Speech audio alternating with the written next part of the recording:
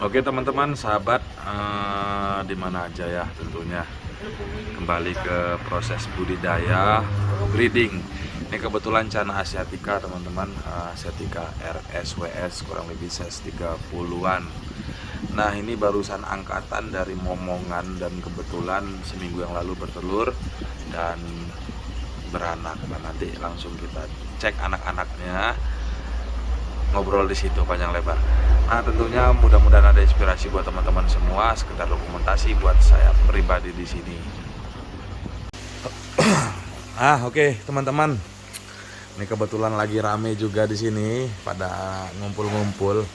Nah ini teman-teman, anak dari ikan Asiatica, Cana Asiatica yang tadi. Jadi mengulas lagi tentang Asiatica teman-teman ya. Cana Asiatica ini Chinese Cana, jadi berasal dari China. Nah tentunya proses budidaya cukup lumayan mudah teman-teman, dan mungkin teman-teman di rumah lagi mengalami atau lagi ingin coba-coba untuk proses budidayanya skala hobi di rumah. Nah jadi ini kebetulan saya angkat teman-teman. Nah sebenarnya sih si ikan ini proven, dimana proven ini, istilah proven ini memang dia sudah rutin atau rajin bertelur, itu yang pertama. Yang kedua, dia ngemong anak-anaknya teman-teman. Nah ini kurang lebih umur baru 5 atau 1 minggu lah kurang lebih teman-teman ya. Nah jadi ini sengaja saya angkat. Kenapa saya angkat? Karena memang ya kita punya prinsip kita akan cetak terus. Nah jadi jika dia masih kita satukan dengan anaknya, otomatis perkembangan ke depan untuk proses bertelur ke depannya juga agak sedikit lambat gitu teman-teman. Nah jadi sengaja saya pindahkan dan saya urus. Nah ini jadi di kesempatan video kali ini tentunya ngobrol agak sedikit panjang lebar ya, biar agak mantep juga tentunya juga. Jika memang nanti ada yang kurang atau mungkin ada yang kurang pas, mungkin teman-teman bisa menambahkan di kolom komentar, ajang sharing sesama penghobi tentunya teman-teman. Nah ini cukup lumayan banyak teman-teman, ini karena memang indukan jumbo ya, indukan besar.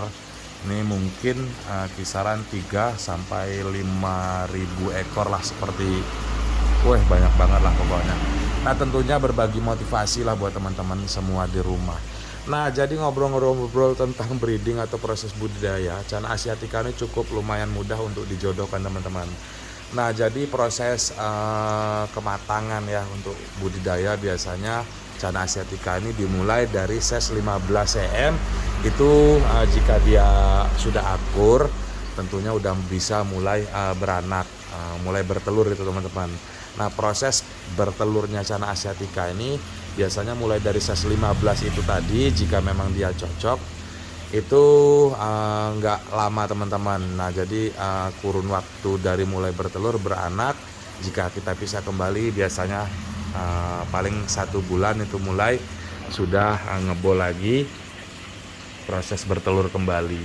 Nah tentunya bisa tergolong ya dari hobi, pengembangan hobi, bisnis legit lah ya. Mudah-mudahan jadi rezeki tambahan ke depan gitu teman-teman. Nah jadi indukan-indukan yang kita pilih itu ya seperti biasa tentunya jantan dan betina teman-teman.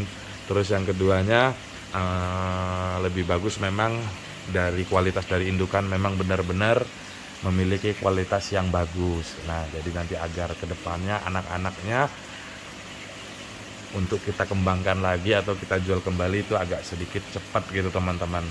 Nah terus proses persiapan penjodohan ya, itu biasanya seperti biasa itu saya sekat.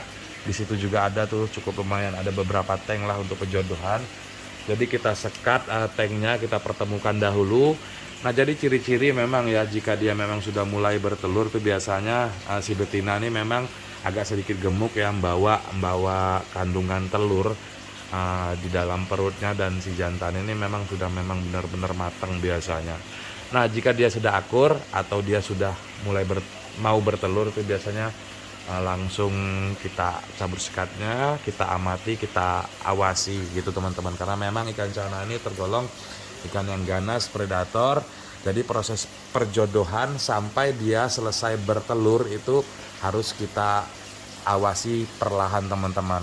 Nah jadi kita awasi perlahan, karena memang biasanya selesai bertelur itu indukan yang jantan atau yang betina itu terkadang terlalu sensitif sekali, jadi bisa saling membunuh teman-teman. Nah mungkin untuk hal lebihnya mungkin teman-teman bisa tanya di kolom komentar lah ya. Nah terus ngomong-ngomong soal burayak lah ya, ini burayak ikan cana asiatica ya teman-teman. Gimana sih, apa aja sih tahapan-tahapan yang kita lakukan untuk mempertahankan jadi kemaksimalan lah ya, jadi jaga ikan ini agar tetap hidup, tentunya titik aman lah. Jadi biasanya titik aman ini teman-teman dari mulai dia bertelur sampai usia 1 minggu itu titik-titik agak sedikit rentan. Tentunya titik-titik rentan di situ itu tergantung pola perawatan kita sendiri teman-teman. Nah jadi kenapa saya angkat, karena memang angkat indukannya tadi ya. Jadi karena memang tipe indukan itu biasanya berbeda-beda teman-teman. Ada yang memang dia tuh memang proven sekali, jadi dia mengurus anak-anaknya. Ada juga dari salah satu indukan itu biasanya entah yang jantan atau yang betina, dia memakan, karena memang walaupun dia anaknya cuman sifat teritori tetap ada, jadi dia memakan. Makanya mulai dia bertelur sampai dia menetas sampai dia agak sedikit jadi, teman-teman amati. Jika memang sudah terjadi, dicoba kembali, tentunya perbaiki apa yang jadi kesalahan sebelumnya teman-teman. Nah proses pemberian pakan teman-teman, proses pemberian pakan ini demi kelangsungan ya. Jadi biasanya sama aja seperti burayak atau proses budidaya yang lainnya yang saya lakukan. Nah jadi proses pemberian pakan seperti biasa umur 3-4 hari, karena memang si burayak atau larva mulai menetas itu masih membawa kandungan pakan di dalam tubuh perut si larvanya. Itu biasanya 3 hari kita udah mulai doping pemberian pakan teman-teman. Ini kebetulan usia 4 harian 5 hari lah ya. Jadi pemberian pakan seperti biasa urutannya ya, dari mulai artemia. Nah kenapa harus artemia, tidak pelet atau pakan-pakan jenis lainnya teman-teman? Tetap disarankan artemia dahulu, karena memang apa, kita menjangkau kapasitas maksimal hidupnya si larva atau burayak ikan ini nantinya gitu teman-teman. Nah jadi biasanya proses pemberian artemia cetak ya teman-teman, bukan artemia yang jadi. Nah jadi mungkin teman-teman di rumah kasih pelet gimana sih untuk rayak-rayakannya? Sebenarnya sih bisa aja teman-teman. Nah cuman biasanya pelet ini kan memiliki agak kandungan yang agak sedikit besar-besar, jadi tidak semua ikan-ikan ini bisa dapat makan. Nah tentunya insting ya teman-teman. Kalau burayak ini dia punya insting, jadi seperti artemia hidup, dia biasanya bergerak-gerak di situ, dia mencari dan menyerang gitu teman-teman. Begitu juga jika artemia ini memang kita berikan rutin gitu, otomatis juga bakal mempercepat untuk pertumbuhannya gitu teman-teman. Nah proses pemberian artemia ini biasanya berlangsung kurang lebih ya 10 hari lah teman-teman. Paling tidak selesai artemia ini kita ukur, karena memang untuk lanjutan pakan yang kita berikan itu biasanya pemberian kutir teman-teman. Nah jadi memang prosesnya memang bertahap demi menjaga kelangsungan kapasitas dari si baby burayak ini teman-teman. Nah jadi dari artemia untuk mempertahankan dahulu, yang penting dia sehat hidup semua. Terus setelah dia kira-kira ini sudah cukup untuk makan kutir, jadi langsung aja teman-teman berikan kutir. Nah utamanya sih pemberian kutir yang memang kutir budidaya teman-teman, atau kutir-kutir karena memang kutir ini terkadang terbagi ya teman-teman. Itu ada yang udah tua dan baru mecah. Nah syukur-syukur teman-teman dapat yang kutir baru. Istilah kutir baru itu masih agak sedikit kecil gitu teman-teman. Nah dari kutir ini sendiri nanti berkembang biasanya paling ke usia 2 minggu sampai 3 minggu. Itu kita juga amati juga, bisa sudah melihat dia bisa makan mulai dari cacing sutra. Nah dari proses cacing sutra ini nanti amati kembali, karena memang biasanya nih teman-teman ya, untuk proses pemberian pakan atau proses budidaya breeding itu biasanya untuk pertumbuhan itu nggak bisa diatur atau dikira-kira harus hari ini gitu teman-teman, karena memang kadang berbeda-beda ya jadi pertumbuhannya. Nah jadi setelah itu pemberian pakan tetap dilanjutkan dengan cacing sutra, dan selanjutnya mungkin bisa diberikan cacing beku.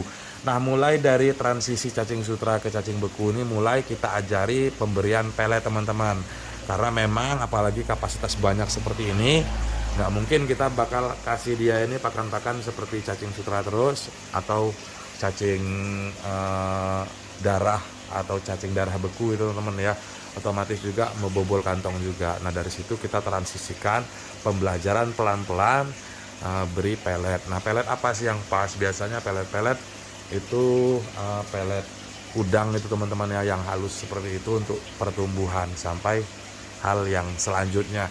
Nah jadi mungkin sekedar panjang lebar obrolan dari tadi, tentunya mungkin teman-teman ada yang sedikit kurang, mungkin teman-teman bisa langsung lah tanya di kolom komentar. Tentunya juga sekedar dokumentasi buat saya pribadi ya, moga-mogahan juga ada inspirasi yang sengaja teman-teman cari itu teman-teman. Nah tentunya juga mudah-mudahan jadi motivasi lah buat kita bersama, sama-sama mengembangkan lah ya hobi kita di rumah. Karena memang di sini statusnya memang jualan, cuman saya lebih mengutamakan hobi saya. Jadi pengembangan hobi saya anggap door prize, saya anggap ya hadiah buat saya nantinya ya. Mudah-mudahan pada aman teman-teman. Mudah-mudahan nanti ke depan ada ide kembali lah, karena memang tadi pengangkatan indukan ya. Jadi sebenarnya dari semalam pengen bikin konten, cuman semalam waktu juga agak sedikit repot. Ya seperti inilah penampakan teman-teman. Bisa teman-teman perhatikan, cukup lumayan banyak sekali nih. Tuh. Yes, mudah-mudahan bisa bertahan. Terus tambahan lagi teman-teman. Biasanya karena memang sifat teritori itu yang pertama, terus predator ya teman-teman. Jadi dari segi siklus pertumbuhan si ikan rayakan ini biasanya itu usianya dalam usia sama, cuman ukuran terkadang pertumbuhan berbeda-beda teman-teman. Biasanya nanti mulai masuk ke size 2 atau 3 cm up, itu kita harus rajin-rajin sortir itu teman-teman. Jadi dikisahkan yang paling besar, karena memang dari sebanyak ini ya, contoh sebanyak ini biasanya ada yang lebih duluan besarnya teman-teman, lebih banyak makannya. Nah ini beberapa hasil breeding yang pertama, dan ini kebetulan ini ada baby pulkra juga teman-teman. Jadi cana pulkra saya juga nggak sengaja ketahuan, cuman anaknya nggak banyak, paling sekitar 200-an ekor teman-teman. Nah bisa teman-teman perhatikan kecil-kecil pada berenang ke sana. Nah jadi tentunya sekedar mudah-mudahan ada inspirasi, motivasi. Monggo mungkin buat teman-teman yang butuh saran, sharing, langsung tanya di kolom komentar. Sekedar meramaikan. Salam satu hobi, salam budidaya seputar ikan hias tentunya ya. Salam satu hobi.